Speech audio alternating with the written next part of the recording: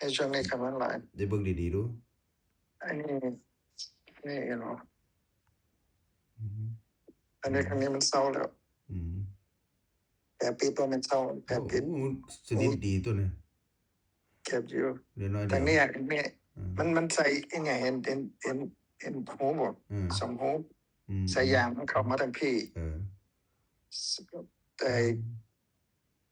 ที่สุดมันอยู่ทางนี้แต่ทางนี้มันมีใส่ยางอันนี้ทางนี้ทางนี้ใส่ยางเนี่ยเอาหน้าออกมันหายเร็วกว่าทางนี้อีกทางนี้บ่มีใส่ยางเพราะว่ามันคิดว่าดิหน้ามันก็สิไหลไปทางพี่แต่ว่ามันบ่มีมันน่าสิเอาใส่อีกขังนึงไว้อยู่พี่แล้วก็ขังพี่มันยาวทั้งสองมันอยู่ทางเดียวกันมันก็เลยหายสางเพราะว่ามันเป็นน้ำเหลืองมันไหลออกบ่ทันทางนี้บ่มีที่ระบายทั้งเนี่ยมันก็เลยมีไขมันเต็มบ่มีช่องระบายอันนี้มันก็ยังมีแน่มันหายสางเนี่ยมันหายแล้วบ่แม่นหายอ่ะมันแผลติดกันแล้วประสานแต่ไปตากแดดอยู่ตากแดดมันได้เป็นจมูกปกติผมใส่เทปนะแต่มือหรือบ่ใส่ปนยางไปใส่มันหมอเคยออกเขาแกะออกบ่หมอเนี่ยมันนี่มันหมอมันปิดมันไหนผ่ามันเอาสเตปออกอ๋อหมอก็เพิ่นก็ดึงออกติ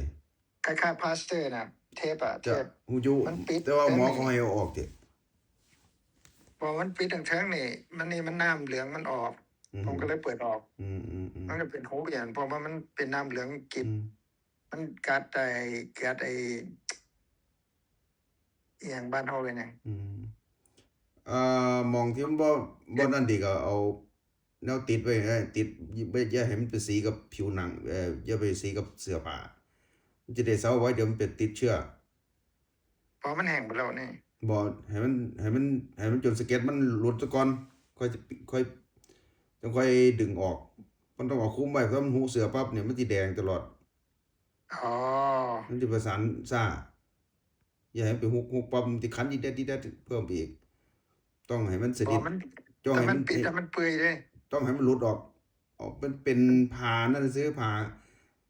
เอ่อผ้าก๊อซน่ะผ้าก๊อซติดปิดบ่ให้มันสัมผัสกับเสื้อผ้าเดี๋ยวสิเฮ็ดจังซั่นบ่ให้สัมผัสกับเสื้อผ้าแล้วมันสิเซาไว้บ่ซั่นมันสิแห้งอยู่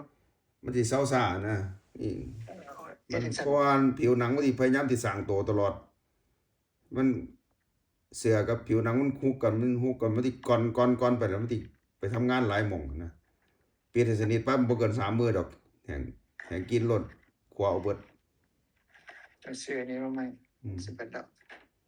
ติดพอเป็นก๊อซซื้อผ้าก๊อซซื้อติด2ข้างไว้บ่ให้มันสัมผัสกับเสื้อผ้าเท่านั้นล่ะ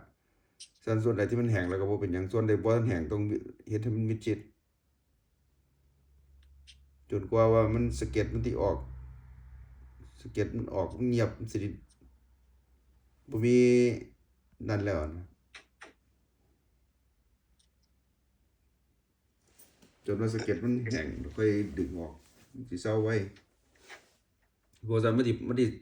สร้างตลอดเด้มันสิสร้างแนวต้านทานตลอดทันทีที่ไปสร้างให้ผิวแห้งมันก็ต้องไปรักษาอย่างอื่นบ่เห็นว่าตาปลาติดเป็นตาปลาเนี่ยคันเอาไปแคะเอาตัวนั้นออกแล้วมันก็เซาของมันเองไกลไปทิ้งใช่ป่ะ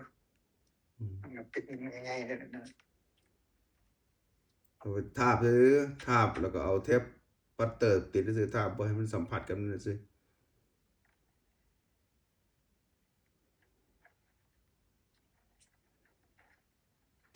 นึกออกจะออกก็ออกโอ้สิหลายพุ่นบ่มันเปื่อยบ่ออกมันเปื่อยเปื่อยบ่เซาโอเคนั่นแล้วเอาผ้าก๊อซติดยาวๆผ้าก๊อซดึงยาวๆก็ไปติดถึงติดถึงใต้ผมก็บ่มีประสบการณ์เพราะว่าไอ้ผ้าก๊อซมันระบายอยู่แล้วมันระบายอากาศอยู่แล้วมันก็ปิดหัวปิดท้ายปิ ปิดตรงกลางเท่านั้นเองบ่ให้มันสัมผัสกับนั่นก็สิโหนหวยแน่ก็บ่เป็นหยังฝากกอดยาว ไว้แต่ว่ามันในนั่นมันเปื่อย ๆฝากกอดยาวๆมีบ่บักปืนม่วนยาว นี่อย่างเงี้ยบอกมันมีอย่างเงี้ย ๆอืม นี่แต่นี่ละเนี่ย ตัด2อันตัด2อัน 2 อัน ตัด2อันตัด2อันติด ไว้ หัวใส่กันมันใหญ่โพดลงเพิ่ม มันตัดบ่ได้ทีละ มีจักแผนบ่เนี่ย มี2 แผน ติ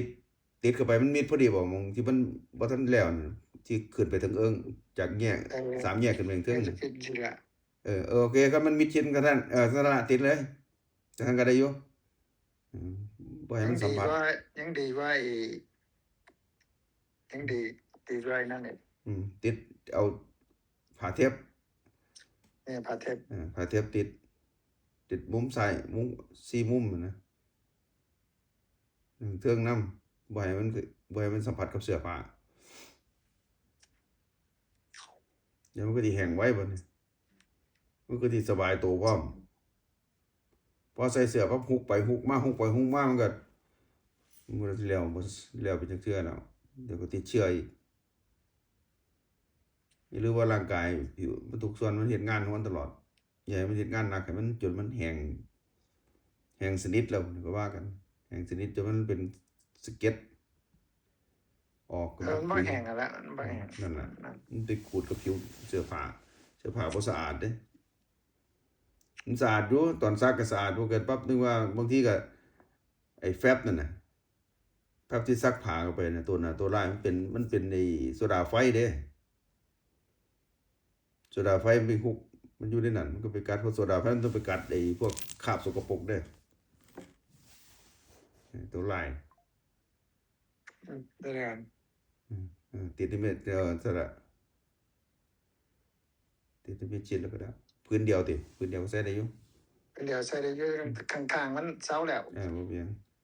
บ่เป็นห้องข้างๆบ่เป็นห้อง นั่นแหละติดถึงมันก็ได้กันมันรูดออกถึงติดไว้ก็ได้กันมันรูดลงตรงกลางนะถึงตรงกลางติดกันมันรูดลง ติดมา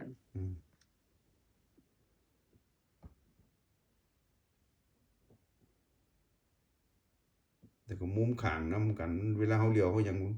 เสื้อผ้าที่บ่ได้ฮุกมุมข้างตรงระหว่างกลาง2ข้างซ้ายขวาแล้วก็ทางเทิงนั่นน่ะทางใต้บ่ยังมันวิธีมันจะหลุดบ่เป็นหยังดอกหลุดลงไปพยายามระมัดระวังเอา